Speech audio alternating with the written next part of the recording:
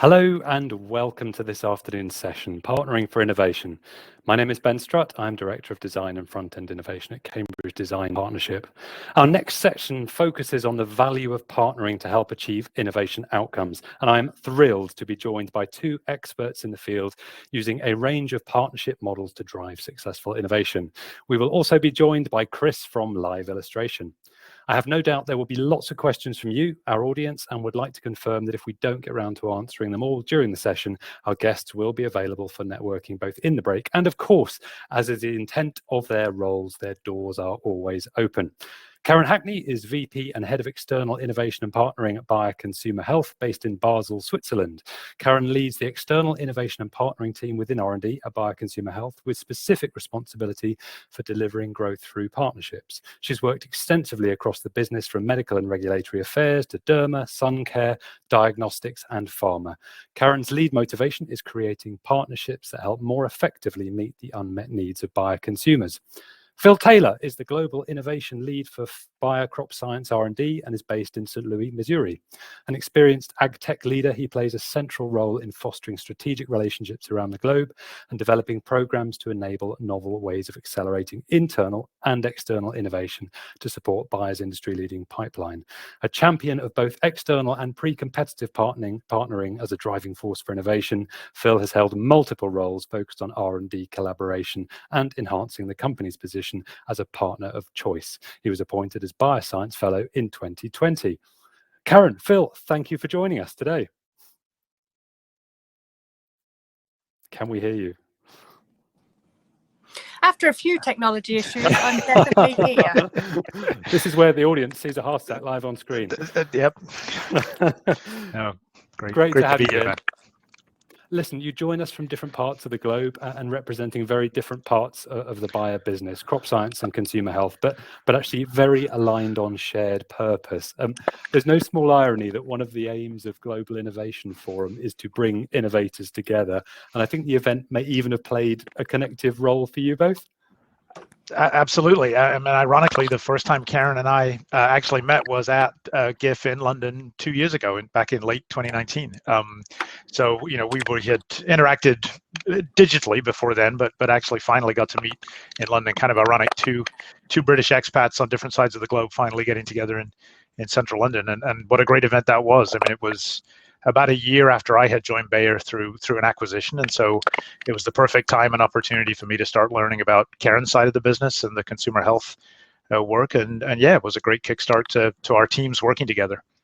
A great example of the power of networks. Now listen, your respective divisions are very different. The business models, B2B, B2C, the product is different. Could you give us some background into the business units and your roles and maybe some of the similarities and differences? Karen. Yep, I can give that a go to start with. So we have three different business areas within Bayer. We have crop science that Phil is from, and they're all about innovative chemical, biological crop protection, seeds and trait, digital technologies and services. Then we have the pharmaceuticals division, which is where I originally started when I first joined Bayer nearly 20 years ago. And they are prescription products for, they have cardiology, they have women's health, oncology, hematology, ophthalmology and radiology. And then consumer health, where I'm from. So this is the over-the-counter products, the self-care products, and we have products in dermatology, nutritional supplements, pain, cardiovascular risk prevention, digestive health, allergy, and cough cold. So really, like you said, spanning completely different business models, different consumers, yet we all have definitely a key focus on partnering and helping us to deliver innovation. Phil, anything to add to that as a super comprehensive overview? Yep, no, that's perfect. I think it's kind of exciting to see how, yes, three very different business units, as you say, different models, different approaches, completely different products, but really very exciting for me coming into it, from an ag background, how a lot of the value and the mission and the core of it all is very central to what we're doing and ties the divisions together in a really nice and meaningful way. So, I mean, maybe sort of dropping down a level, can you give us a sense of some of the activities that sort of maybe bring the divisions together? I mean, how do you leverage these cross-division working and relationships? So I think the key topic for me that's really helping us tie some of the divisions together right now is a very strong focus on sustainability, not only in terms of our own operation and our own sort of functions, but also in terms of the products and the offerings that we're providing to our customers, which in my case are farmers and consumers, and in Karen's case, more direct to consumers. And where that really comes into play is some of the commitments we've made that are agriculture specific around reducing greenhouse gas emissions, reducing the environmental impact of our crop protection, and engaging with smallholder farmers. 100 million smallholder farmers around the world has great ties over into consumer health, because when you think about that smallholder farmer population, most of them are women. And what do women need? They need access to self-care. They need access to better OTC products around the globe. And so there's an immediate tie-in from a customer perspective to create that focus on them and on what they need. So it's kind of neat to have these different aspects where we're separate and independent, but tied together by a common mission and vision. And you also have a range of different kind of partnership models and networks. You have a fellows program, a life science collaboration program. Can you give us a sense of, let's say, the purpose of these different programs and how they fit together to provide you with that network? Sure, I'll maybe give my opinion, and Karen can come in and stop me from talking for half an hour straight. But I think that the key thing about it is, when you look across the three divisions, you can look at it from sort of two perspectives. One is, where do we have common objectives and a customer focus and a need to sort of drive an integrated product? The other is, where do we have common technologies and common innovation platforms, if you will, that actually could support more than one division? So you mentioned the Life Science Collaboration Program as a Bayer program that is a central pot of funding for high-risk, early, innovative projects. But the criteria is it has to have team members from at least two divisions. And so we work, we sort of connect over to our colleagues in consumer or pharmaceuticals and sort of say, hey, we could work on a project together that then gets that central funding and is able to move forward. They're together for a while, and then they often sort of diverge back into supporting the separate divisions. But that nucleation, that sort of initiation, is done very much in a cross-divisional way. And the majority of that spend actually gets spent outside the company. So it's designed to drive partnering and designed to drive new collaborations and new interactions, outside. And then the fellows is the same model. That's really our body of science experts who we can call upon to think about in a coaching or mentoring modality, but also in a sort of almost an internal peer review, if you will, type of process to sort of get them engaged around ideas and projects and give something for the executive team, a body for the executive team to come to when it's time for a new topic or a new area. Okay, let's go deep dive into something new. How can we get this kickstarted quickly? So it's great to kind of have that focus across the company. Now, listen, you're both passionate innovators and about the role of open innovation, and you talk a lot in your online media about this concept of sort of achieving more together than you can alone. But a big challenge, especially in early stage innovation, can be actually measuring those achievements. It's really challenging and maybe inappropriate actually against some metrics to measure front end activity against traditional KPIs. But I was wondering if you could give us a sense of the model of expectation in terms of measurement and monitoring of success from an OI function. I mean, what are the objectives? What are the deliverables? And it would be crazy to say something like, just make 5 investments. Right. And probably a better conversation to have with my boss than with me, because that's his take. But everyone is welcome here. I think you're right. I mean, when it comes to measuring success and measuring KPIs and metrics around early innovation and open innovation, it's really hard. I mean, if any metric you can come up with, you cited the example of let's go do 5 deals, right? Well, that's fine. We can go do 5 deals, but they could be 5 completely terrible deals or not have the impact or scale that we might want them to have. And so almost any sort of hard metric you come up with like that is really difficult to ensure you're modeling the right behavior as an organization. So and also when you think about it from an early discovery perspective, particularly in agriculture, where we've got often 15-year lead times from innovation to product, 90-something% of what we do is going to fail, and we know that, out of the gate. And so as a team, I try to focus us on two things. One is making good decisions, because often no is the right decision for both us and a partner, right? So do we have the right rubric in place to make a decision, the right review, the right teams, the right sort of process, and let's make those. And then the other is when we think about open innovation, and maybe we'll talk about a little bit, a lot of the approaches we take to finding startups and driving that early interaction is, do we have enough or are we minimizing the redundancy between the value propositions from those different strands? If we do a startup challenge over here and a startup challenge over there, are we seeing the same startups crop up over and over again, or are we casting a wide enough net to ensure that we're bringing the best innovation into the company to help drive our pipeline? So yeah, metrics are hard, and if there's anyone on the call or in the group here today who's got ideas, I'm all ears. But this is something we talk about a lot, but we really haven't landed. Yeah, Phil, I've got to say, I think we're missing Karen. She's dropping in and out via the technology. So I'm desperate to hear her perspective, but I guess we'll have to, when the tech plays, we'll have to jump in quickly and get that. Just while we're waiting for Karen to come back, I mean, I'm also interested in the behaviors piece. I mean, how do you influence, let's say, the quality of the interactions through the partnership? Is it just about the tech, or is it about the people? Oh no, I would almost say it's more about the people, right? I mean, the tech is the tech, and obviously that has to be a fit and a match. But a lot of the time, I'm all about the people and finding those ways where, when you start working with a new team or you're interacting with an early innovator, really what can we do as a company, and as in the agriculture space, one of the largest R&D pipeline, the largest company, to really set the example and set the tone. And so I see it almost as an obligation that we have to be helping set the frame for that and engage in them. So when I think about one of the signature programs in our team, where we give small grants to academic innovators early, it's very small, it's just a sort of €10,000 grant, really to help them do a proof of concept or get out of the gate in applying an innovation.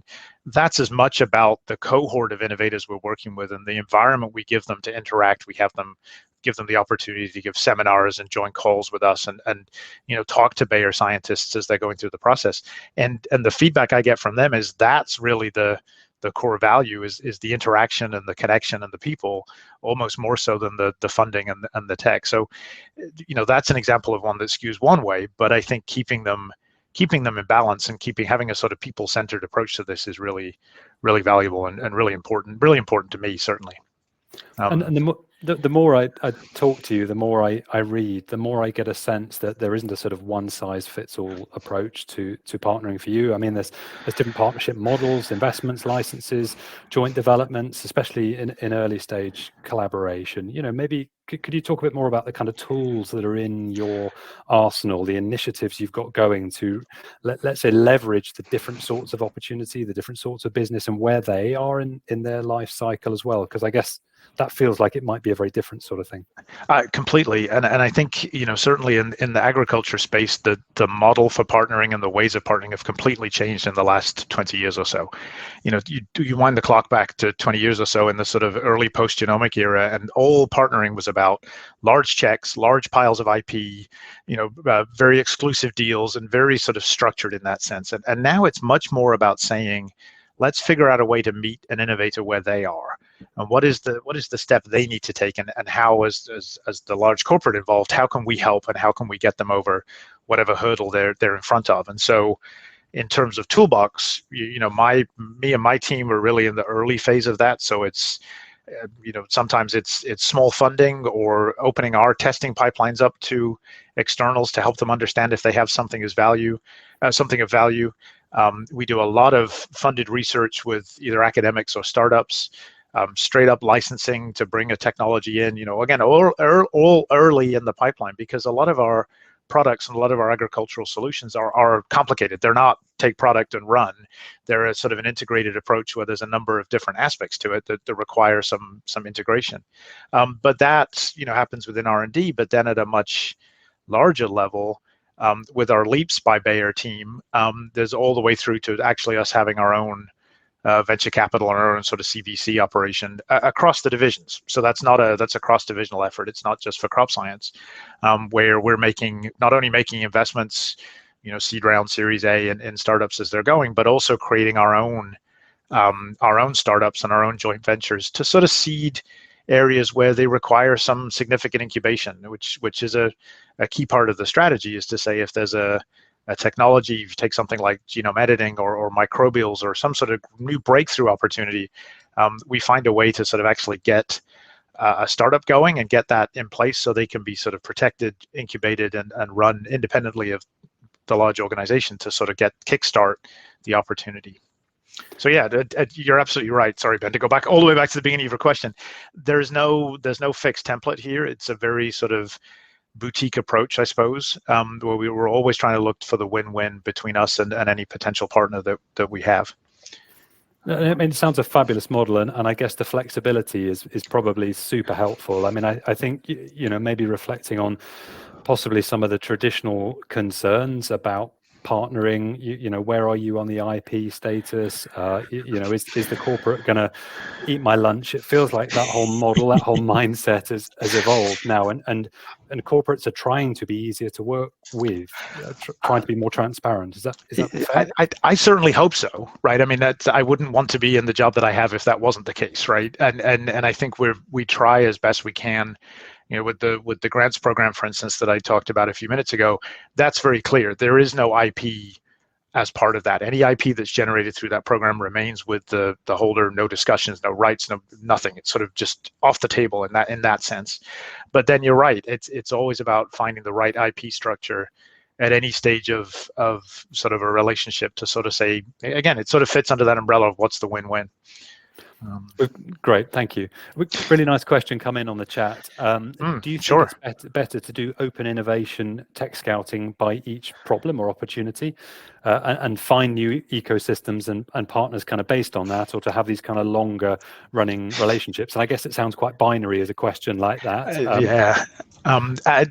So I think it's a question of both, right? I think there are clearly areas of research that we would have within the organization where that long-standing partnership, as I say, it can take 15 years to get from sort of early idea to product in the ag space. And so there are partnerships we've got that date back, 10, 15, almost 20 years now, and key partners, they'll be maintained, they'll continue to operate. But at the same time, my focus and my energy is around that open innovation, almost pre-competitive engagement, because we have no idea what's coming next. Right, we have no idea what the next frontier is. This is a bit trite but I say it because I say it all the time. But I'm convinced that the next breakthrough in agriculture is going to come from someone who's not even thinking about it, or has never set foot on a farm. Right? It's going to be something, whether it's mechanical and comes from an engineer, or is a physical solution, or something completely outside of it. And so having that open innovation tech scouting and that sort of always looking over the horizon, always trying to understand the landscape, is absolutely critical for staying ahead of the game. But I think my perspective would be you keep it in balance with long-standing partnerships where you've got that trusting ability to sort of continue to co-create and evolve new products and new ideas. So for me, it's not an either or, it's a let's do plenty of both. No, it's interesting, this idea of again, achieving more together than we can alone, and it feels like it's a pretty consistent mantra on the innovation circuit. You mentioned this idea of the next big innovation is going to come from somewhere else, and you touched briefly earlier on about this idea of things kind of dropping down through through the supply chain. I guess things that maybe an ethical position drives back up to an activity that you build at the start, and that enables some farming practice to happen in a different way, and that comes back down to a consumer health benefit. How much of the strategy is kind of built around this idea of going up and down the supply chain? I think it's a key part of, from where I sit within crop, I see it as a key part of how we can advance as a group, right? So I think it's a key part of the group strategy, and I think there's different corners of the organization would give different answers to that. I think, Ben, there are some who are sort of completely independent of it and may not see it as part of it. But I think it's a key aspect where we can really amplify the value we're bringing to all kinds of consumers and all kinds of customers through the different lenses, and being sort of cross-divisional and thinking about their needs from a number of different perspectives. So I think it helps us think about sustainability differently. It helps us think about equity and inclusion differently. There's a number of different sort of value propositions that it drives. But yes, I think it's a key part of our strategy. Thank you. And I should say at this point, I am, desperately sorry to have lost Karen at this point. The consumer health perspective is so interesting. And Karen's got a number of initiatives in progress if we don't manage to get her back, including Purposeful Partnerships. Right. Please look that up. If you haven't heard of that, please go find out more about Purposeful Partnerships. Please find out more about Karen and her amazing work online if we don't get her back. I should just drop that in as a segue. Phil, I think she's just angling for a chance to come back next year. I think right, securing a place. But I think her team, I would say the interactions between our two teams have not been, I think we'd like to figure out how to do more together. But to be honest with you, her Purposeful Partnerships model that came out in consumer health was a strong inspiration for us as we were building, new opportunities and new vehicles within our team. So I think we'll continue to bounce ideas off each other. We actually had a call with her team last week talking about some of the open innovation challenges that we've done within Crop over the last few months, and how her team might like to try something like that. So I think we'll continue to sort of ping and bat off each other and learn and grow as we go. So now Karen, I'm going to shut up, Karen. We were just talking about Purposeful Partnerships. We're just giving a bit of background. Please, while we've got you, dive in and talk about Purposeful Partnerships. Okay, so big apologies to everyone. I have had massive technical issues. I don't know where to start, and I don't know what to say, because I don't know what you guys have covered already, because I haven't been able to hear anything. But I can definitely take you through Purposeful Partnerships and what we're doing in consumer health. So it's a really key pillar for us to deliver on our growth focus innovation. So we really want to use Purposeful Partnership to get us somewhere, and we started a Partner With Us campaign with LinkedIn primarily the channel to communicate it on. And science is completely core to us at Bayer, so we're always looking for innovations that are scientifically proven.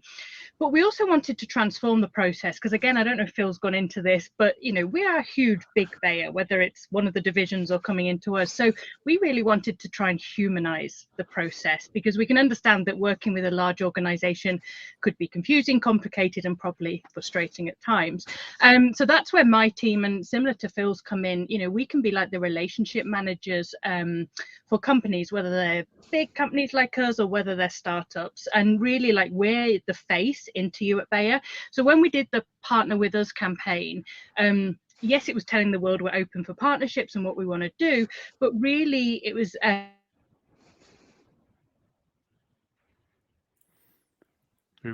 we lost Karen again? Well, while we're waiting for Karen to come back, Phil, can you tell us, we've had another question in the chat about the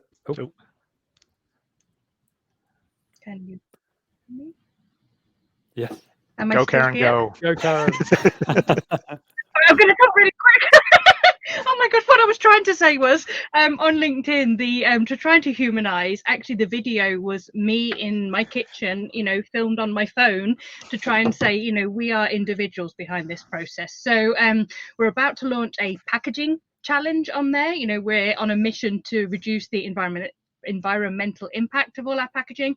So we're looking for partners to help us with this. And one thing I was going to say here, and do stop me if Phil's gone here, but we are completely flexible and open to all sorts of partnerships. And this could be investments, licenses, joint developments, early stage research collaborations, like end to end, like I said, small startups to big multinationals.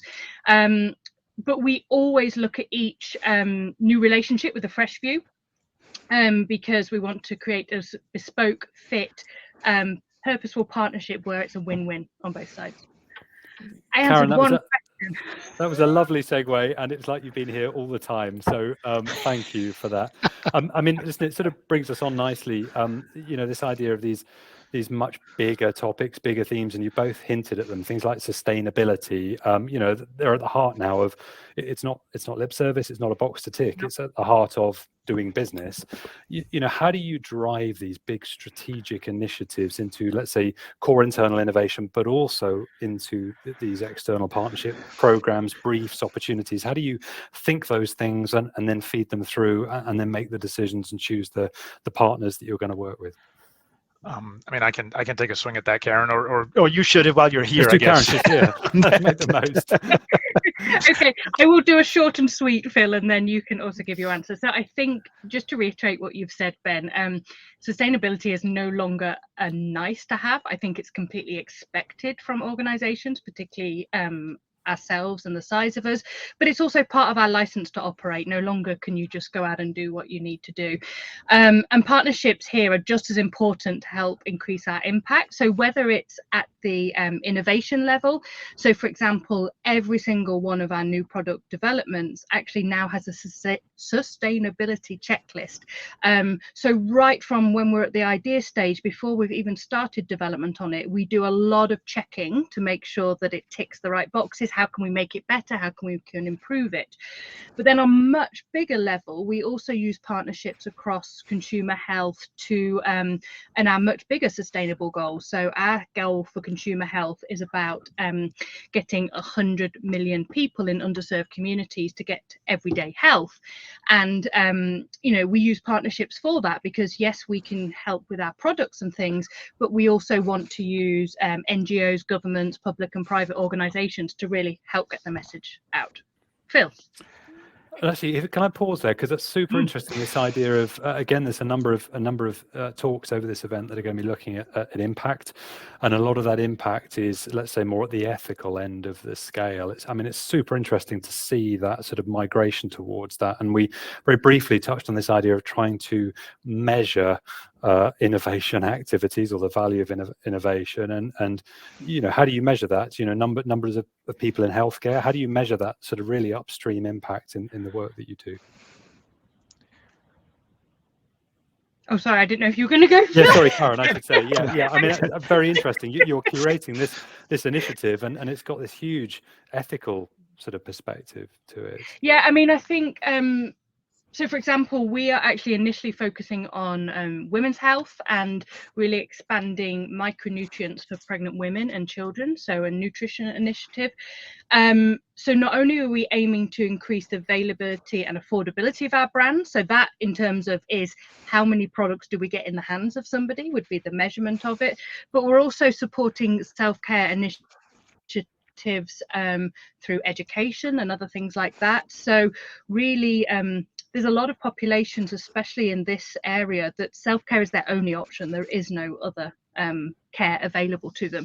So the more we can do there, so the education would be like, how many people have we reached with it, how many have we gone out with, but yeah, in terms of the 100 million people, it's truly about measuring the impact. And actually you can even go on Bayer's website and see the sustainability goals across consumer health, pharma and crop, and there's even documents behind each one about how exactly they plan to measure it, because they went public with them and very open with how they go in and understand exactly how the measurements are going to be made. And Phil, did you want to build on that? Yeah, no, I think that's right. Thank you, Karen, for pointing out that, you know, all this is very, very public and very sort of accessible to sort of make sure this isn't just a case of us, you know, paying lip service to it. This is real. In fact, it's gone as far as to the fact that it's now actually factored into management compensation.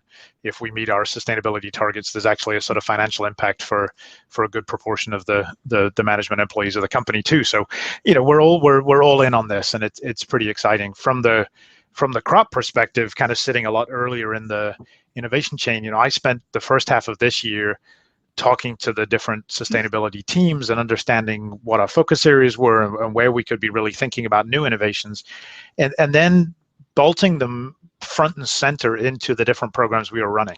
So when I would give talks externally, you know, I'd talk about innovation, and then I'd talk about sustainability, and it was innovation and sustainability.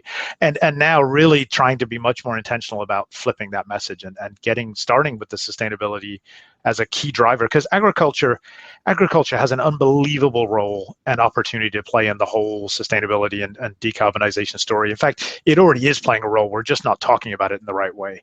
But the innovations that come to the market in the next 10 or 20 years are going to have a huge impact on the climate change conversation. And I think there's not been a more exciting time to be in this space, I don't think. No, I fully agree, and I've been reflecting on all those points, and Karen, especially to your point about self-care being, the only point of care. Just sort of stepping up a bit. I mean, I can hardly go through a session like this and reflect on the impact of COVID on the ways that we, think, work, act, and so on. I mean, for you, have you managed to maintain business as usual? Has it all fallen apart? And if it's either of those things, how have you managed to keep it going? Karen, I will start if I if I'm still here. Okay, so I'll reflect about the environment first. So in consumer health, I think COVID has meant consumers are taking their health in their own hands and want health in their own terms more than ever before. It's also increased consumer awareness around wellness as a concept, so not just about treating illness, but definitely about, particularly in the area of immunity, but other areas of wellness and mental health as well.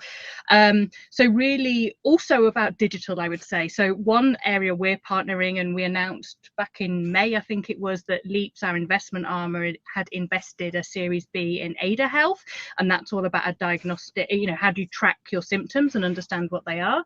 So we're partnering with them because it's huge about people wanting to learn more about managing their immunity, their health, online consultations for health problems. And these digital tools give people control about how they manage their personal health. And I think this is somewhere that, we've definitely needed to partner in, because we're working in digital health. We want to build out our network of like-minded partners to really bring digital health to more people faster. And I think COVID has just accelerated that for us. And really, our vision of everyday health, which is our vision in Bayer Consumer Health, it's going to depend on digital tools. So to partner with somebody like Ada Health to really launch some pilot products to see where it goes, brilliant, and accelerating the transformation. So that was more from the outside world. COVID has an impact on healthcare, on self-care, and I think as a business, people are understanding what we offer more. We've all been seriously challenged by this, of 83 country out. So, people are still in very different stages from a COVID perspective.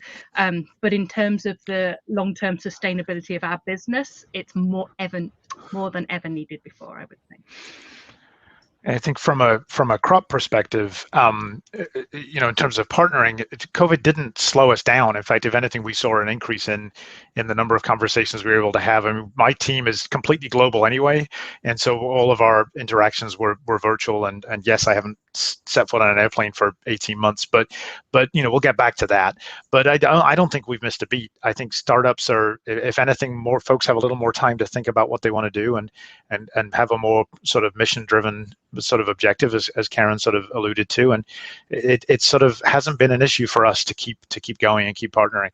I've been really impressed, to be honest, how open everyone's been to different ways of working and different ways of building partnerships during this time, but it hasn't hurt. I thought it would for a while, but it really has not. We touched very briefly on the topic of IP earlier on, and there's a very specific question, I guess, in the chat, which was, what's the best possible way to design an IP structure for a corporate from your experience, especially with traditional IP is everything mindset of corporates? Any thoughts on that? So, I mean, a not very good answer is that I don't think there is a best possible way, right? I think it absolutely depends on where you're at as a potential partner, what we're looking to do together, what stage any kind of innovation is at. I mean, I think I kind of mentioned this a little bit ago, just taking this mentality of meeting the innovation where it is and figuring out what the next steps are. I mean, obviously, as the large corporate, I kind of appreciate the fact that folks think about this from the IP is everything mindset within corporates. But to be honest with you, I don't know that that's really true anymore.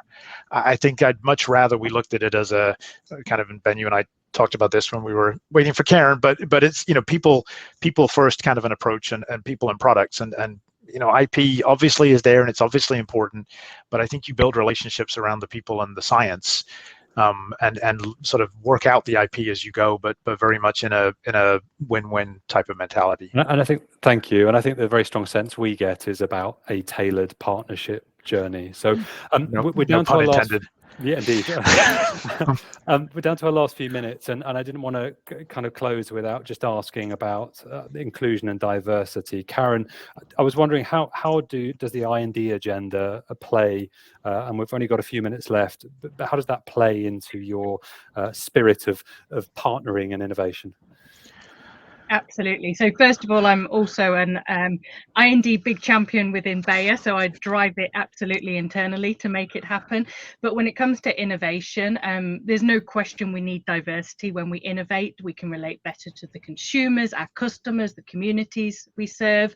Having diversity in there increases our chances to understand the consumer, what does value mean for them, and also bringing together, and this can be internal diversity, but also bringing in partners really brings you in multiple and varied voices to bring in a wide range of experiences that can help generate new ideas, products, practices, etc. So I think really from the inclusion and diversity perspective, loads of different points of view really helps with creative breakthroughs, and we really try and here to make sure that we sort of force diverse perspectives within all our key processes. And then funny enough, since we've been wrapping it up, these also connect back to our sustainable development goals. So for example, by really thinking about your diverse consumer, hopefully we want to ensure that our products are usable by the widest possible audience by thinking that way. So there's a quick tie-in for you for inclusion, diversity, and sustainability. It's a wonderful set of themes to round out on. Ladies and gentlemen, reluctantly, I do need to bring this session to a close. The organisers gave us a few extra minutes to talk. I'm sorry everyone for the technical issues. Yeah. But listen, it's been a great conversation. Phil, Karen, thank you so much for your time today, bringing such wonderful insight to the topic of partnering for success. No, great to be here. Thank you. And of course, thank you to the audience. Thank you for joining us for so many parts of the world. Great questions coming in online. I'd like to remind you that Phil and Karen will be available in the next networking break, or of course, please reach out direct on LinkedIn or through the various Bayer OI and partnership links online. May I wish you all every success with your future collaborative endeavours, and enjoy the rest of the event.